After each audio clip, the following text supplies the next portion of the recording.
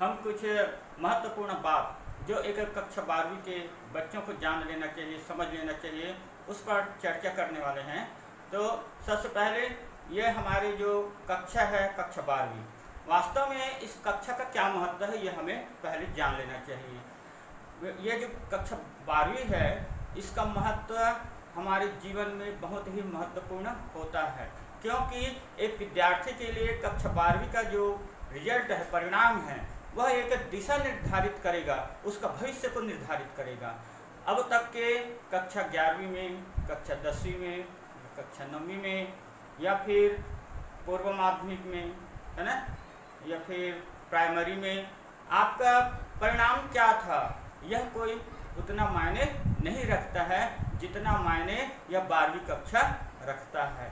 इसलिए हमको अपने अध्ययन पर पूर्णतः ध्यान देना चाहिए और यह हमारे भविष्य को निर्धारित करने वाला होता है। जैसे यदि एक वर्ष यदि हम ध्यानपूर्वक पढ़ें, पूर्णतः पढ़ें, अच्छे से पढ़ें, तो इसका जो परिणाम है आने वाले समयों पर निश्चित रूप से हमें सुख देने वाला हो सकता है ना, क्योंकि इसके आधार पर लोग जो हैं बड़ी बड़ी ऊंचाइयों को प्राप्त कर सकते हैं।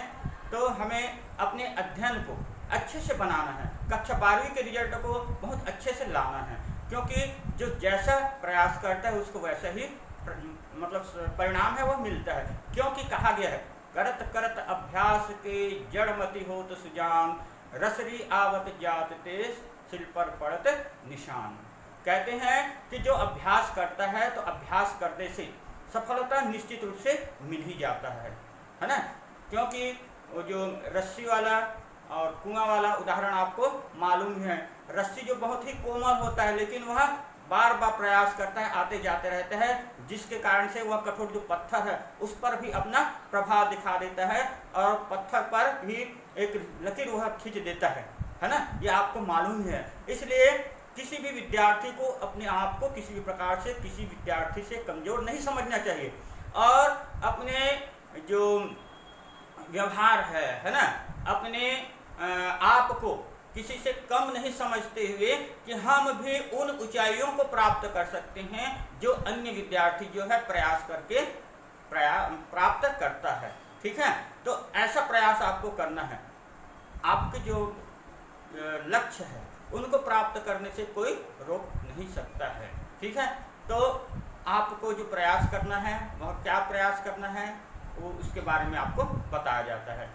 देखिए, कोई भी विद्यार्थी अपने अच्छे परिणाम तभी प्राप्त कर सकते हैं जब वह नियमित रूप से अध्ययन करे, शुरू से अध्ययन करे, है ना। एक दिन या 2-4 दिन पढ़ लेने से कोई अच्छा अंक प्राप्त हो ही नहीं सकता।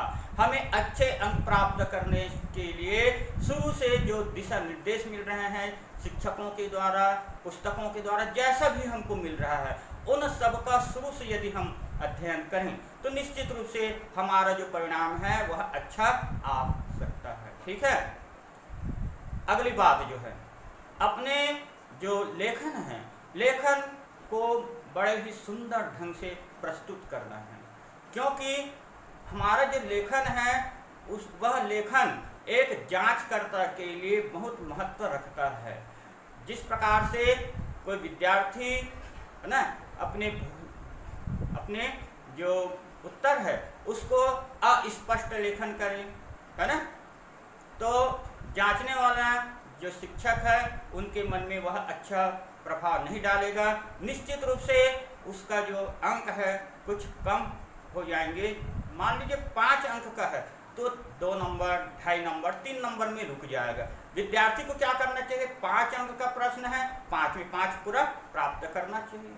ठीक है, तो हमारा जो विषय है यह हिंदी विषय, इसमें अच्छे अंक प्राप्त करने के लिए निश्चित रूप से सुंदर अक्षर हमको बनाना चाहिए। अब अक्षर सुंदर बनाने के लिए कक्षा 12वीं में ही उसको है ना पहली दूसरी में जो सिखाया जाता है, हाथ पकड़ करके बच्चों को सुधरवा जाता है, ऐसा संभव तो नहीं है।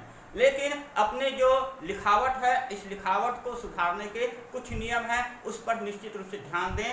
तो जो खराब लेखन भी है तो वह सुधर सकता है। तो कैसे सुधरेगा? जो हमारा अक्षर है, अक्षर से अक्षर एक समान ऊंचाई बनाते हुए लिखें, अक्षर से अक्षर निश्चित रूप से दूरी बना करके रखें, शब्द से शब्द एक निश्चित दूरी बना करके रखें, विराम चिन्हों का उचित रूप से प्रयोग करना सीखें। इनके द्वारा अपने जो अक्षर की जो शुद्धता है उसको हम, है ना, बरकरार रख सकते हैं। आगे देखिएगा अगला, यदि अभी हमारे जो वर्तनी है या मात्रा संबंधी जो गलती हो रहा हो, तो इन गलतियों को सुधारने के लिए हमें बार बार इमला लिख करके, है ना, उसको सुधारा जा सकता है, जिसके द्वारा हमारे जो लिखने के पढ़ने के जो है ना, शुद्धता सुंदरता यह निश्चित रूप से हो सकता है, और हमारा जो सुधार है अक्षरों के रूप में वह निश्चित रूप से हमें प्राप्त हो सकता है। क्यों? वैसे देखा जाता है कि विद्यार्थी जो होता है परीक्षा दिलाने के लिए अपने जो तैयारी जो करते हैं वो कैसे करते हैं कि अपने जो पाठ्य पुस्तक है उसके अंत में जो प्रश्न दिए हुए हैं बस उतने की ही तैयारी कर लेते हैं, या फिर शिक्षक जो कुछ महत्वपूर्ण प्रश्न बताते हैं, है ना, उनके हल जो बताते हैं उतने को भी शामिल कर लेते हैं। लेकिन जो बोर्ड में जो आता है प्रश्न आता है वो कैसे आता है? वह पाठ के बीच से आते हैं, है ना, और पाठ के आखिरी में दिए हुए भी आते हैं। तो हमें संपूर्ण उत्तर को बनाने के लिए, चाहे वह फिजिक्स हो, है ना, चाहे केमिस्ट्री हो, चाहे मैथ्स हो, चाहे हिंदी हो, चाहे इंग्लिश हो, कोई से भी सब्जेक्ट हो, उनकी संपूर्ण तैयारी करने के लिए अपने पुस्तकों का जो अध्ययन है, संपूर्ण अध्ययन वह आवश्यक होते हैं। साथ ही साथ जो शिक्षक बताते हैं उनके द्वारा अध्ययन जो होते हैं उनको भी हमें पूर्ण करना है, क्योंकि जो शिक्षक जो बताते हैं बताते बताते, है ना, कुछ बातें जो हैं उनसे भी छूट जाते हैं। ऐसा नहीं है कि उनको उनका हल नहीं मालूम है, हल तो मालूम रहते हैं, लेकिन समय अभाव के कारण से कभी कभी बताने से वह चूक जाते हैं। तो इनकी पूर्ति कैसे होना है? तो इनकी पूर्ति हमारे द्वारा, आपके द्वारा जो पुस्तकों का जो संपूर्ण अध्ययन करना है, जिसके द्वारा जो शिक्षकों से जो छूटा हुआ है वह निश्चित रूप से हमें ज्ञान प्राप्त हो सकता है। और इन्हीं पुस्तकों के अध्ययन के द्वारा ही कोई व्यक्ति जो है ऊंचे, है ना, जो लक्ष्य है उसको प्राप्त कर सकता है। ठीक है, उसके बाद देखेंगे अगला जो है, अक्सर यही होता है कि हम अपने जो दिनचर्या है ना, उसको उचित नहीं रखते हैं। विद्यार्थियों के एक निश्चित समय पर सो करके उठने का समय होता है, खास करके ब्रह्म मुहूर्त जो होता है उस समय पर उठना चाहिए। इस समय पर जो हम अध्ययन करते हैं, है ना, अध्ययन करते हैं, तो मान लीजिए हम उस समय पर ब्रह्म मुहूर्त में मान लीजिए 2 घंटा भी अध्ययन किए, इस अध्ययन को, है ना, जितना हमको सफलता मिला अध्ययन करने में, जो सफलता मिला, इसी अध्ययन अध्यापन को यदि हम अन्य समय पर करें तो निश्चित रूप से वो 2.5 घंटा 3 घंटा भी उसको पूरा करने में उतने ही, है ना, उतने ही सफलता को प्राप्त करने में हमें अधिक समय लगता है। अन्य समय पर रात्रि में यदि पढ़ें, दोपहर में यदि पढ़ें, तो पढ़ने का जो समय है वह निश्चित रूप से ब्रह्मचर्य मुहूर्त जो होता है ना, सवेरे सवेरे का ब्रह्म मुहूर्त जो होता है उस समय पर हमें अध्ययन करना चाहिए। तो इसका जो समय है वह निश्चित रूप से हमको फायदा देने वाला होगा। तो ब्रह्म मुहूर्त में उठना चाहिए, सुबह सुबह उठना चाहिए और पढ़ने का कार्य जो है हमें करना चाहिए, जिसका परिणाम निश्चित रूप से अच्छा मिलेगा। और प्राय होता क्या है कि लोग जो है ठीक इसके विपरीत कार्य करते हैं, अधिक रात तक के पढ़ते हैं, अधिक रात तक के पढ़ने से उनका जो ध्यान है इधर उधर भटका रहता है, थका हुआ रहता है, तो उसमें अध्ययन में जो है इतना एकाग्र चित्त नहीं हो पाता है। इसलिए पढ़ने का जो समय है हमें सवेरे सवेरे रखना चाहिए। और यदि लिखित कार्य यदि करना है तो रात्रि के लिए रख सकते हैं, शाम के समय रख सकते हैं, दोपहर के समय रख सकते हैं। तो अधिकतम जो प्रयास है पढ़ने के लिए वह सवेरे सवेरे करना चाहिए। और सवेरे कौन पढ़ेगा? जो सवेरे उचित समय पर उठेगा वही विद्यार्थी। तो उठने का समय, सोने का समय, खाने पीने का समय, अपने सभी जो है ना कार्य है उन सभी कार्यों के लिए एक निश्चित समय सारणी बना करके विद्यार्थी को रखना चाहिए, जो निश्चित रूप से उन्हें सफलता प्रदान करने वाला ही है। अच्छा, उत्तर लिखते समय अधिकतर विद्यार्थी क्या करते हैं कि अपने उत्तर को लिखते समय प्रश्न तो कुछ और पूछा है, लेकिन उसका उत्तर वह कुछ और लिख देते हैं। कारण इसका यह होता है कि प्रश्न जो दिए होते हैं उन प्रश्नों को वे गंभीरतापूर्वक या पूरा नहीं पढ़ते, आधा पढ़ करके उसके उत्तर को वह है ना ऐसा होगा ऐसा अनुमान लगा देते हैं, और प्रश्न कुछ और पूछा रहता है और उसका उत्तर जो है वह गलत लिख देते हैं। तो इससे बचने के लिए क्या करना चाहिए, हमेशा उत्तर लिखने से पहले प्रश्न को सावधानी पूर्वक पूरा पढ़ करके समझ लेना चाहिए कि हाँ ये प्रश्न क्या पूछा है, उत्तर क्या मुझे लिखना है, यह समझ लेना चाहिए। और प्रश्न बनाते समय है ना, प्रश्नों को हल करते समय कभी कभी क्या होता है कि हम 7-8 प्रश्न एक साथ देखते हैं, है ना, चाहे मासिक परीक्षा के ले सकते हैं, वार्षिक में अधिक प्रश्न होते हैं, तो वह जो कुछ प्रश्नों को देखते हैं, प्रश्नों के समूह को देखते हैं, तो विद्यार्थियों को कुछ प्रश्न जो कठिन लगने लगता है, और उस एक कठिन जो प्रश्न है जिसमें मुश्किल से 2-4 नंबर ही रहते हैं, मान लीजिए 25 नंबर का प्रश्न है तो 2-4 नंबर का ही वह प्रश्न है जिसके उत्तर को सोचने के लिए वह अधिक समय लगा देता है कि इसका उत्तर आएगा तो मैं इसको लिखूं और उसके बाद फिर अन्य उत्तरों को लिखूंगा, है ना। लेकिन होता क्या है कि उसका जो समय है वो सोचने में ही चला जाता है और पूरे जो प्रश्न बनाना है उसमें समय का है ना अभाव आंख में देखने को मिल जाता है, जिसके कारण से है ना इस मुसीबत से बचने के लिए हमें क्या करना चाहिए। तो इस मुसीबत से बचने का एकमात्र सरल उपाय है कि जो प्रश्न है ना, प्रश्नों के समूह में से जो प्रश्न आपको अच्छे से मालूम है उन प्रश्नों के उत्तर आपको पहले बनाना चाहिए, उसके बाद फिर अन्य प्रश्नों के उत्तर को क्रमशः लिखते जाना चाहिए। सबसे अंत में उन प्रश्नों को लिखना चाहिए जिनके बारे में आपको सोचने का समय चाहिए, ठीक है। तो इन है ना इनके द्वारा आप अच्छे सफलता को प्राप्त कर सकते हो।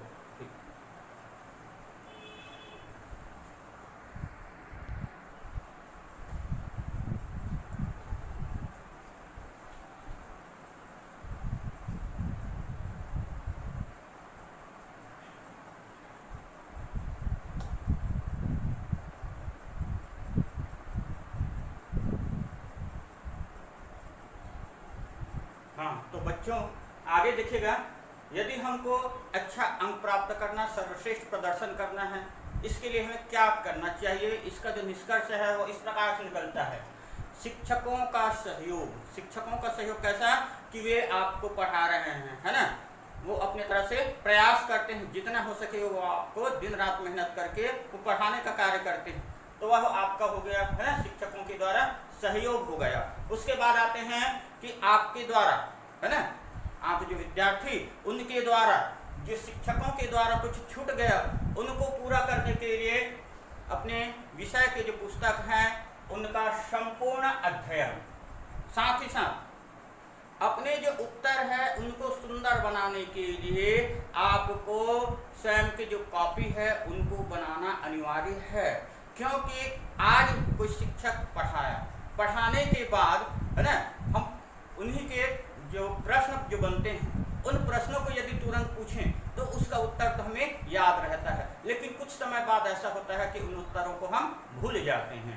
तो इन उत्तरों को क्या करना चाहिए, याद रखने के लिए है ना कुछ समय पश्चात फिर से रिपीट करना चाहिए उसे, तो फिर से पढ़ने के लिए हम जब भूल जाएंगे तो कॉपी में जो लिखे रहेंगे वो फिर से हमें याद दिलाएगा, और उत्तर लिखने की जो शैली है वह कॉपी में आपके वह दिखना चाहिए। प्रायः एक ही पैराग्राफ में किसी उत्तर को लिखने के बजाय उसे बिंदुवार लिखने का प्रयास करना चाहिए, जो एक श्रेष्ठ विद्यार्थी के श्रेष्ठ उत्तर का ये लक्षण होता है, ठीक है। तो अपने उत्तर को अच्छे से लिखने का प्रयास करिएगा। स्वयं के द्वारा जो उत्तर है उनको सुधार करने के लिए जो प्रयास, कैसा प्रयास है, एक तो बिंदुवार लिखने के लिए अभी बताया आपको, साथ ही साथ सुंदर अक्षर बनाने का प्रयास करेंगे, अक्षर को दूर दूर लिखने का ये जो प्रयास करेंगे, है ना। ऐसे जो प्रयास है इन प्रयासों के द्वारा है ना जो संघे शक्ति कलो युगे कहा गया है, एक है ना एक अकेला तो कुछ नहीं कर सकता, लेकिन लोग जो है मिल करके एक साथ चलते हैं तो ऐसे जो ताकत है एक विद्यार्थी के पास आता है, निश्चित रूप से उन्हें सफलता देने वाला ही होता है। इसलिए आप सबके लिए ये जो कक्षा 12वीं है उनका जो परिणाम है वह बहुत अच्छे आए, है ना। ये शुभकामना हम सभी विद्यार्थियों को ये हम प्रेषित करते हैं। और इनके जो प्रश्नोत्तर है, चलिए इस पर हम चर्चा करते हैं, ठीक है। तो आप लोग निश्चित रूप से सभी लोग, है ना, इन बातों को साल भर जो है इनको मतलब ध्यान देना है, इस पर आपको कार्य करना है, ठीक है। तभी आपको अच्छी जो सफलता है वो मिलेंगे ही, ठीक है। तो आप सभी के लिए ये कक्षा 12वीं का जो परिणाम है, परीक्षा परिणाम, वह बहुत अच्छा आ जाए, ठीक है। ये हम आपके लिए शुभकामना रखते हैं।